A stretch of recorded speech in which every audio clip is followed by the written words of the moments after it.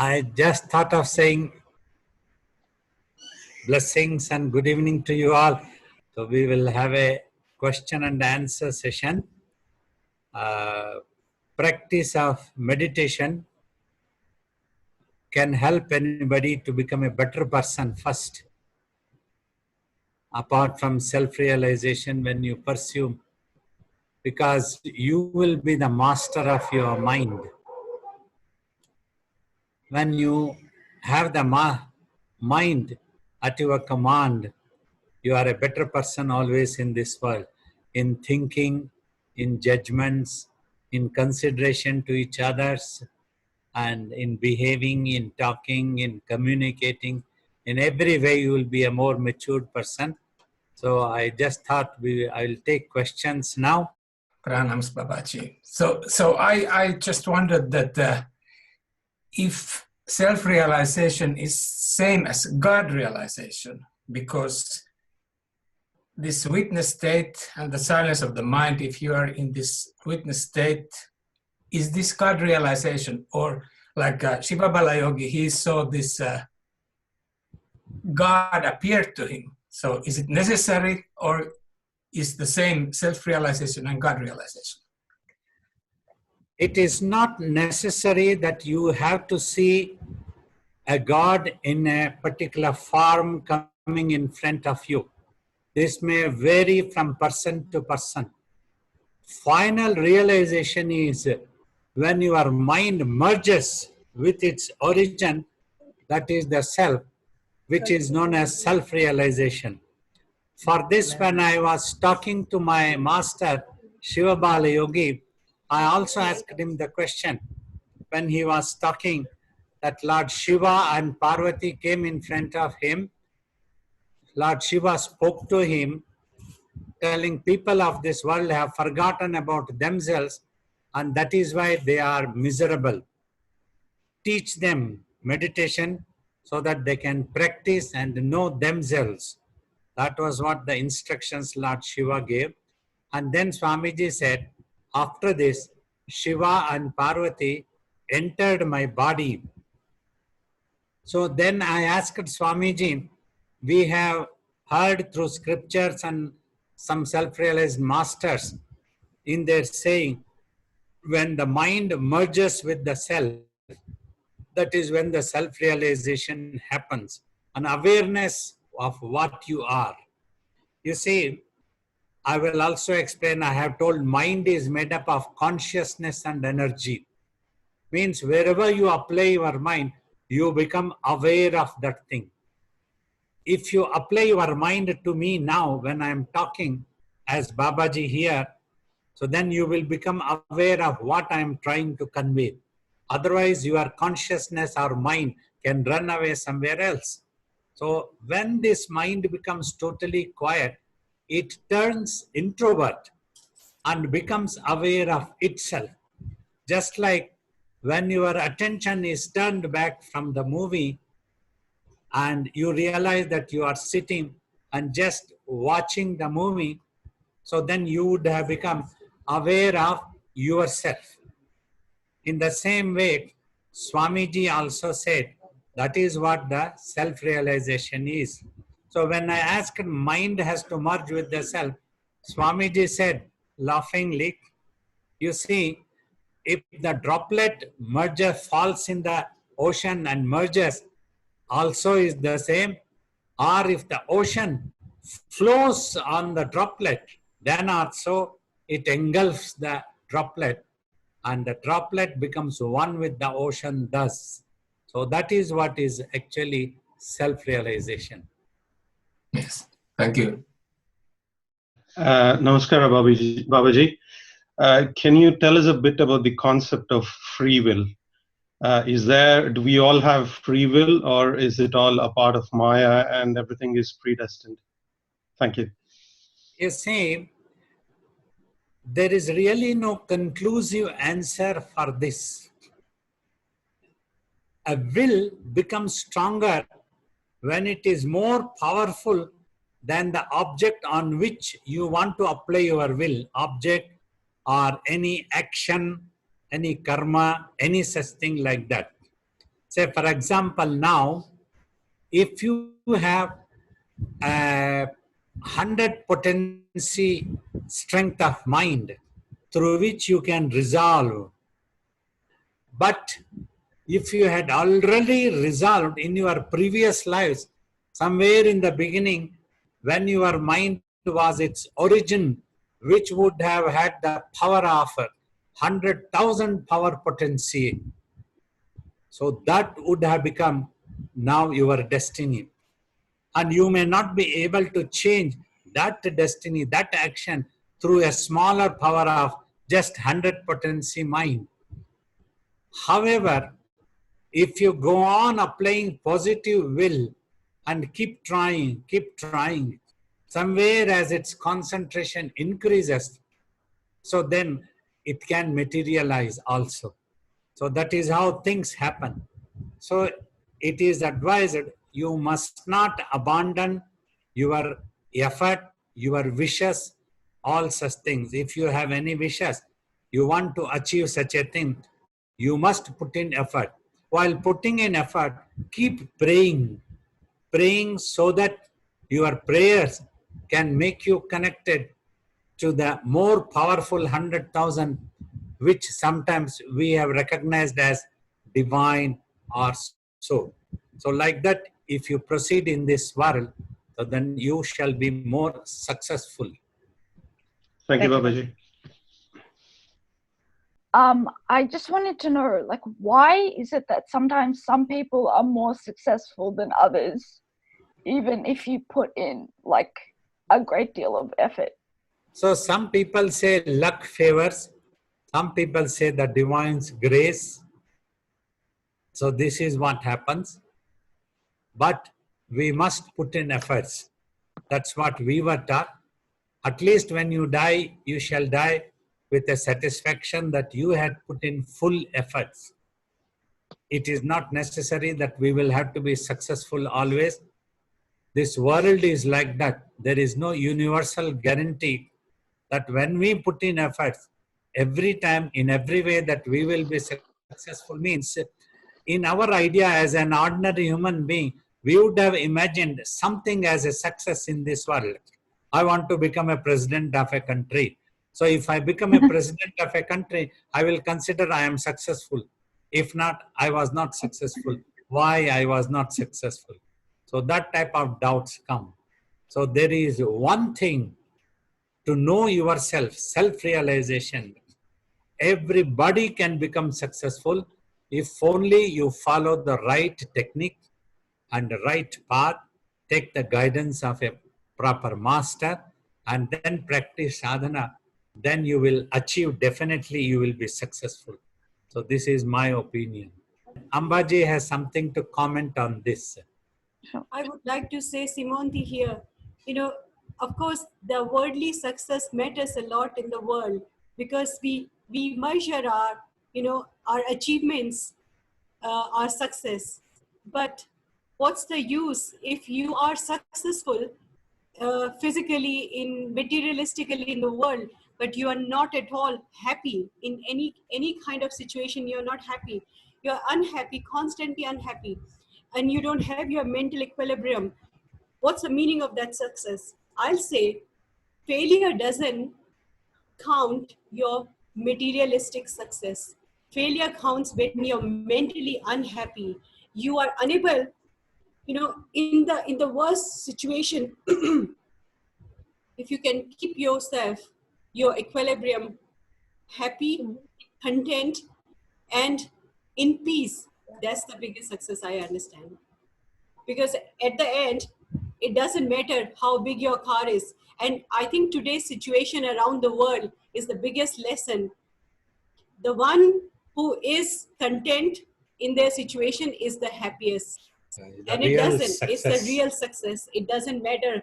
It doesn't matter how big, how much achievement, how many certificates or medal one has got. Of course, it does matter for many, but again, contemplate about it. Beautiful, very true. Thank you, Ambaji. We'll take the next question now. Yeah, hello, Babaji. The more I practice meditation, although I find practice improves, I also recognise sometimes how weak my attention and concentration is. I'm easily drawn both into external dreaming, forgetfulness, even into negative attitudes and feelings. So my question is, how is it possible to strengthen our attention and concentration in relation to the meditation practice, but also to strengthen our faith and hope in the direction of this remembering of ourselves, to recognize our true self? That's what from day one I have been trying to teach 3 mantras: dedication, discipline, patience. Patience is very important because mind would have gone out of control since time immemorial. So many lives would have passed by. If we have patience and adopt the right technique, the master has asked you to watch in between eyebrows, then apply some willpower by a positive thinking. I just need to watch and not to do anything else. Don't bother about whatever comes, whether it is positive or negative. Your mind shall not consider it either as a positive or a negative thing. Just allow it to happen. It is a purifying process. It will simply get evaporated. But if you try to think about them, okay, this is positive, this is negative, why is this happening, why not this? So then you get involved, like hen out of the egg, egg out of the hen. So that's what happens. One thought gets evaporated, you absorb another thought. Like that, you get involved into a whirlpool. Skillfully, just watch. If it is negative, let it be. You don't think whether it is negative or positive. If it is positive, you don't think whether it is positive or negative. Something is coming up and it has to go away. Just allow it. Then your mind will become more progressive in watching, just watching. That is what is known as a witness. You are only a witness. You don't get involved mentally with what is happening within the mind. So then it will all get purified, get evaporated, then meditation progresses. You will find it more tasteful. Thank you. Thank you for coming. It's a wonderful thing to have you here, really. It's beautiful. It's a very simple question, really. You said the mind is made up of consciousness and energy. Now, the energy, I would imagine, would be all the past impressions and thoughts and memories that keep circulating in the mind. Is that right? No, energy is present in the mind. Means mind right. is a combination of both energy and consciousness. As I have explained, the consciousness, energy, due to the presence of energy only, that consciousness is able to imagine and become active in thinking. Thoughts can arise, visions can be produced. That is because the energy is present there already. It is also infinite and invisible. I'd understood the consciousness to be the fundamental consciousness of all, the divine that's residing within each of us. That is the truth.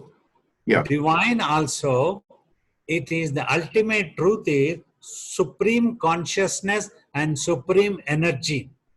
The combination of supreme consciousness and supreme energy is divinity. That is the ultimate truth. That's fine. Thank you. Yes. Thank you indeed. That's lovely. You're welcome. Hello, Babaji. The harder I concentrate and between my eyebrows and see this point, the harder I concentrate, the more the mind pushes his thoughts through, And at this moment, he wins all the time. He just brings the thoughts in, and I start floating in this mind thoughts. Is there something I have to wait up to become better, or is there something I can do to become stronger there, that I resist this mind? Or one thing is, Avoid trying to force. Instead, adopt skillfully a gentle approach, like a coaxing the mind. Means just gently watch. Don't try to force. No rush. Then having that patience, waiting, in due course of time, it will happen. And if you adopt the technique, just you are watching, then it will disappear. As long as you are trying to think about the thoughts that are coming in the mind, so then you are holding on to that thought. As long as you mentally hold on to that thought will exist there, it will not disappear. You have to give up that holding. So that is what this technique is, just watching means also. So if you don't bother what that thought is, so then it will disappear. Ignore that thought. That's what just have to watch. If you understand this technique and have a gentle approach, so then the mind also will not be rebellious. If you try to force it, the mind is likely to become more rebellious and it will show its strength also. Thank you. I will apply this. Thank you, Babaji. Babaji, in response to an earlier question, you talked about prayer.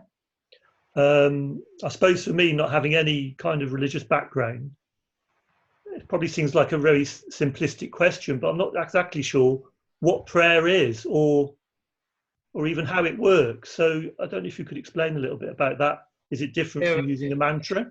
In my opinion, a prayer is through an imagination of the divinity, you try to get connected to the divine with your wishes. This is the basic meaning of a prayer. So this can happen through any words, through any music, through any imagination. And what you want, you would like to convey that through your mind to the divinity.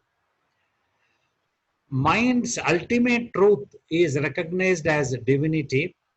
So when you want to pray, if you can focus your mind into single pointedness, through the mind only your prayers can reach divinity. God understands the language of the mind. So mind is to be concentrated is important. An external exercise also can be followed so that through that our mind also get applied. Like in some cultures, in Indian culture, through the camphor we offer arati and we offer incense sticks and we all offer flowers. Like this, some exercise is done. Through that, our mind also needs to be applied. In Indian culture, also on the deity, on a Shivalingam, on an idol of the divine, we pour either milk, water, all these things. Abhishekam, which is known as, is an exercise. When you apply your mind, then your prayer will reach. God has not demanded whether he wants only milk, only water, or only a gold or a silver, nothing. He wants your mental concentration. That is important. Either you can pour a glass of water on a Shivalingam or a glass of milk. It doesn't matter for God. But if your mind is not there, it won't reach God. So that is the importance of prayer and some of the points, in my opinion. Thank you. Hi, Babaji.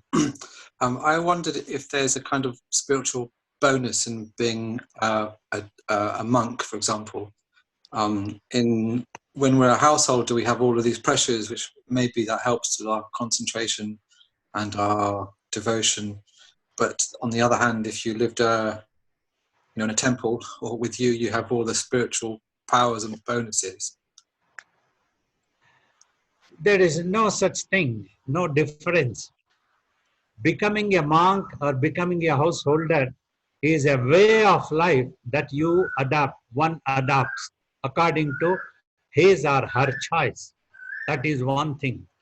a sadhana, an effort to achieve must be undertaken, whether one is a monk or one is a householder. And that technique also needs to be applied. So that is important. So you just adopt a way of life. Another thing, a person would like to become a monk if he doesn't want to have any personal relationships to be adapted to himself. Instead, he would adopt the entire universe, considering the entire universe as his family, and serve them, live for them. So that is what a monk's life, and just accept the things as it comes. So he is always remains in contentment. So that is what it is. Otherwise, anybody can meditate, anybody can become self-realized. A householder also can do sadhana, meditation, tapas. You have to give that much of time, adopt the right technique. That's what is important. Thank you, Babaji. Pranams, Babaji. I have a question about my personal practice.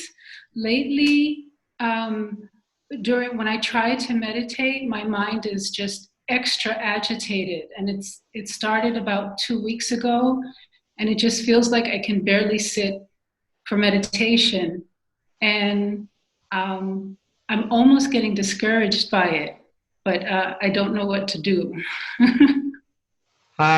You need to observe your mind. It is likely that it is getting agitated by seeing this world. Every day, every moment, so many things keep happening around the world. Sometimes it might be good, often it might be bad. Sometimes innocent people might be getting affected. Some people might be suffering. And all this, so many things keep happening. If one time tsunami comes, another time a virus comes. What is needed is efforts. Our efforts can bring in miracles.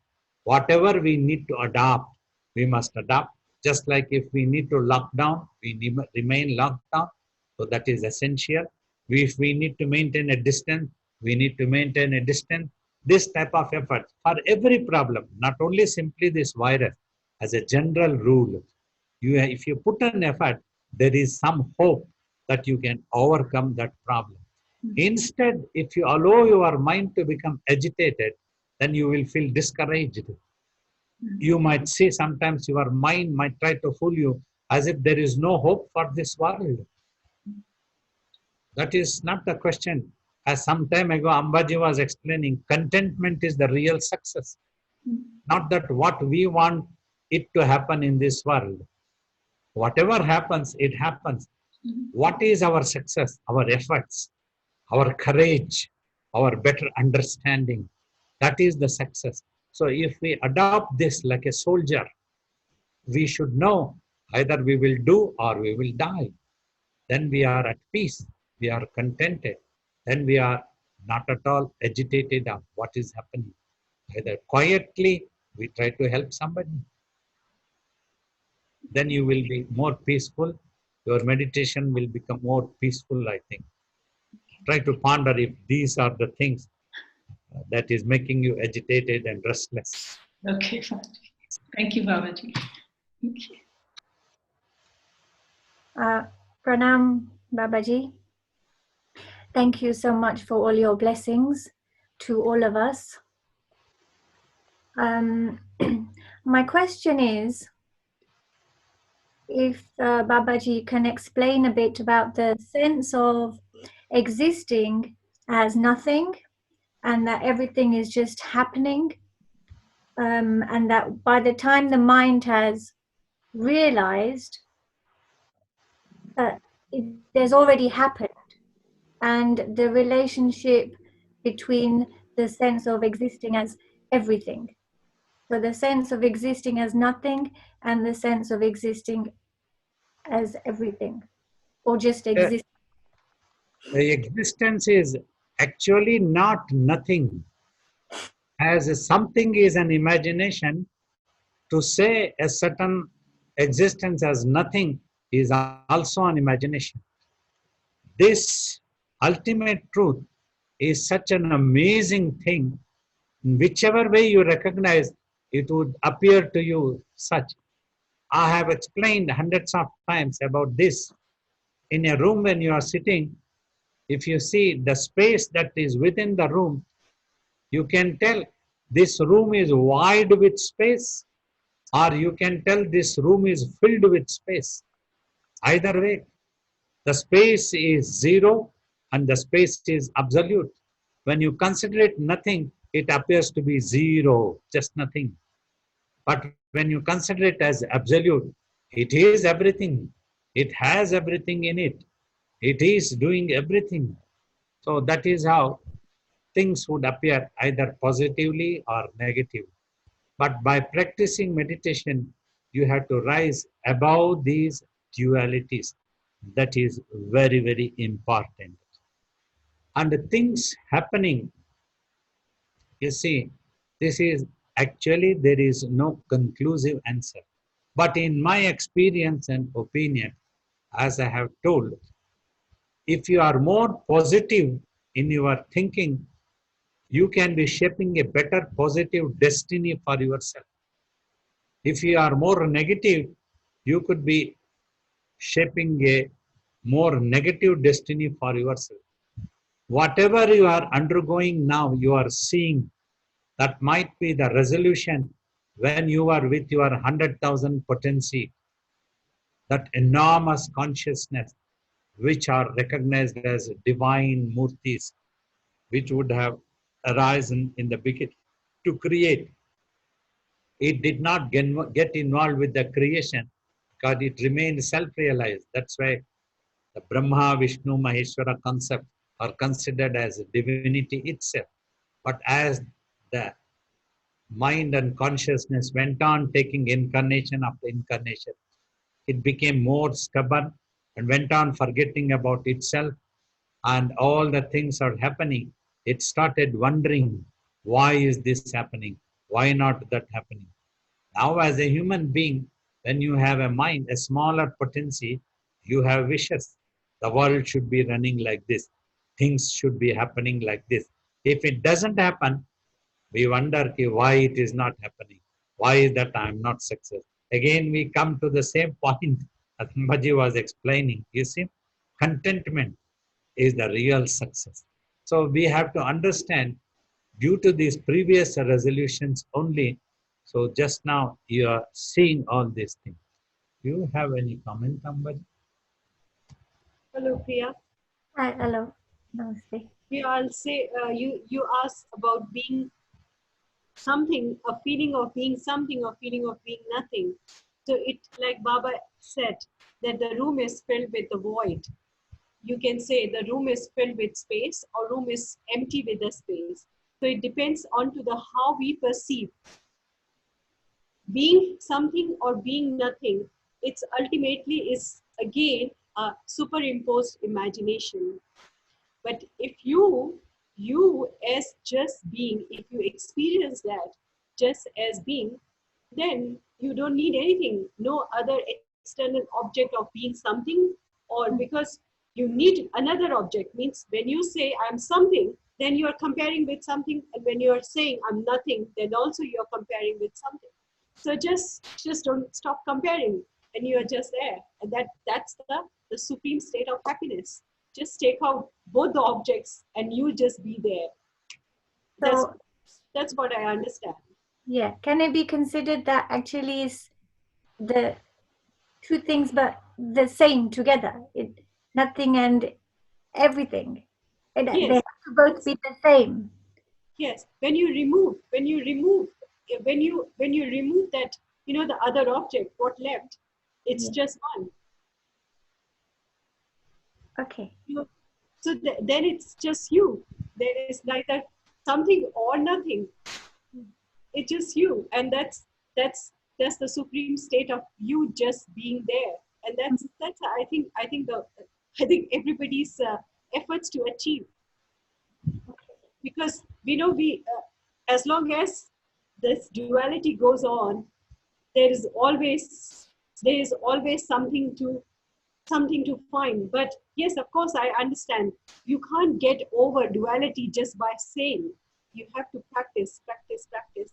And I don't think so there is any other way except you practice and contemplate, practice meditation and contemplate that, yes, this is what I want to become. This is what I want. I want in the sense that the highest state of being, just realizing your true nature, your own being.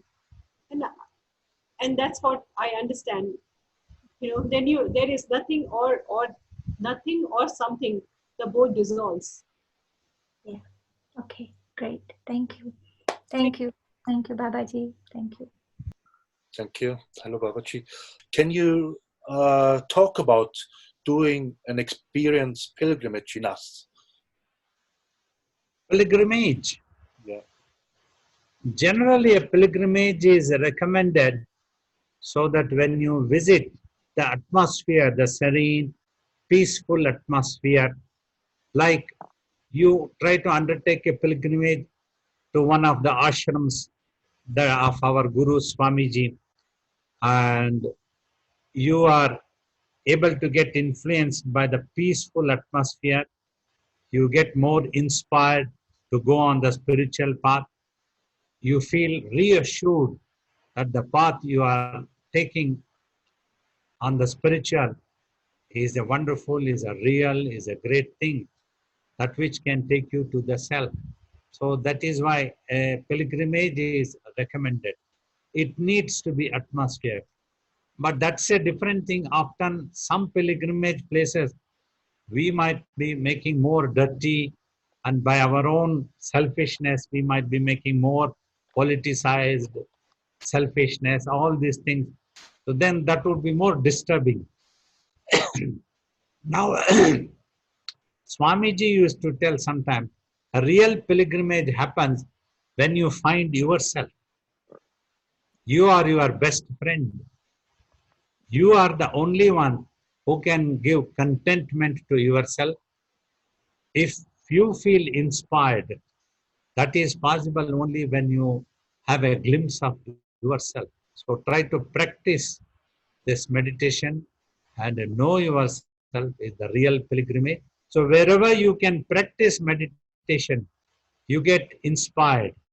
So such a pilgrimage is also always welcome. Thank you, Babaji. And I have now another question. Sometimes I get thoughts into me where I'm not quite sure, has the mind created an illusion in front of me, or is it really coming from our soul, from our truth? How we can narrow the... Yeah. Soul does not imagine anything. It has not created any thought. It is just in itself. Yeah. It is the mind which has been creating, and thus it is belittling itself. It is scattering. It is splitting in every incarnation.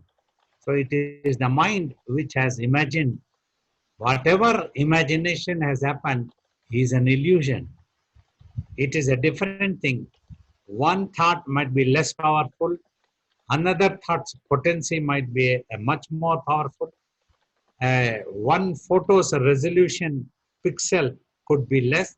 Another photograph's pixel could be megapixel. So like that, depending on the concentration of the mind, the created thought's power becomes either less powerful or more powerful. So, but both are illusions. So that means the mind itself starts fooling you and plays with you through our approach to get self-realized. Yes. For a while it has fooled itself, but there is a button that has been pressed. It is just for symbolic sake I am explaining. That same mind, it has started looking for happiness and peace, which it had enjoyed by remaining in the self. That's why this mind doesn't stop.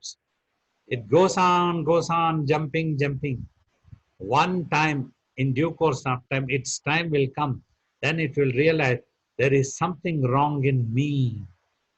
I had done something wrong. That's why I have lost my peace and happiness. I must find it. So then it will find its way to go back to the self, merge with the self. That is the process of self-realization. Thank you, I understand. Thank you, Babaji. I understand. Okay, one more question. Yes, Babaji, the state of self-realization, when the mind is finished and you are in silence, so there is no other. So there is only one. So like, I don't exist, you don't exist, but still we exist. So nobody's left, but what is left is the realization. Yes, for a self-realized soul, this world is like a vague dream. He is fully aware of the self. Whatever the body is acting and the whole world is acting, he is fully aware. He is settled into the self. His mind is ever silent one. It doesn't picturize or dramatize or anything, just like for an ordinary person. If you watch your mind, it cannot keep quiet even for a moment. All of you are sitting 50, 60, 70 people. When I am talking also, your mind would be imagining, it will be dramatizing. When you are trying to talk also, your mind will be dramatizing a story, picturizing. When you don't talk, when I don't talk, then also your mind will be picturizing, dramatizing, because it is habitual. It has not been practiced to stop. Till then, it will be like that. But for me, it is totally stopped, at peace, ever silent one. For this, Ramana Maharshi told beautifully, just like the sky measuring the sky, just like the space measuring the space. Only the space can measure the space, nothing else. So that's what it is. And some very beautiful questions came up today. I deeply appreciate so much of love to all of you for participating. Hope now when I'm talking, all of you are able to see me. And so wonderful having you all with this. We hope to do more satsangs in future also. Ambaji, do you have a few words to say? Yeah, it's so nice to hear this satsang, and what a beautiful use of technology today. You know, we are sitting in our places, but still we can talk to Baba and we can hear all the wisdom. So I think I'll say, lucky we are, even though we are in lockdown, but still we can communicate and we can be,